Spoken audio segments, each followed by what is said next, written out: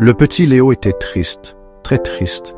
Des enfants plus âgés à l'école s'étaient moqués de ses dessins. Il se sentait petit comme une minuscule graine à terre.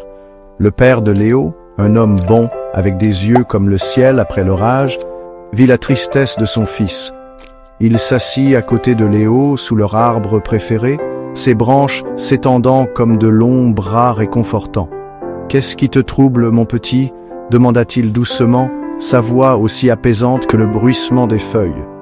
Léo, les larmes aux yeux, montra à son père les dessins froissés, sa voix à peine un murmure. « Ils ont ri !» murmura Léo, la voix pleine de douleur. « Ils ont dit que mes dessins étaient bêtes !» Son père écouta patiemment, son regard fixe et rassurant. Quand Léo eut terminé, il posa une main sur la petite épaule de son fils. « Ah, ma petite graine, dit-il doucement, il semble que ton cœur soit devenu lourd de tristesse. » Léo leva les yeux, confus. « Un cœur lourd ? » ?»« Oui, dit son père en souriant. « Tout comme la terre peut sembler lourde quand on y enterre une graine. » Son père montra la poitrine de Léo, juste au-dessus de son cœur. « Imagine que ceci est un jardin, Léo.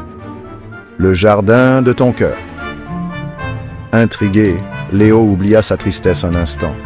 Il adorait les jardins. Parfois, continua son père, des choses difficiles arrivent, comme lorsque quelqu'un est méchant. Ces choses sont comme des pierres que nous portons dans notre jardin. Elles peuvent alourdir nos cœurs. « Mais Léo, dit son père, d'une voix chaude et forte, tu es aussi fort que la petite graine qui perce la terre même avec de lourdes pierres au-dessus. Tu peux choisir de laisser ces pierres, ou tu peux trouver la force en toi de les pousser et de laisser tes belles fleurs pousser. » Léo regarda ses dessins, puis son père. Il comprenait. Il pouvait choisir de se concentrer sur la méchanceté ou sur la joie de créer. « Et souviens-toi, mon petit, dit son père en le serrant dans ses bras, les plus beaux jardins sont souvent ceux qui ont connu le soleil et les tempêtes.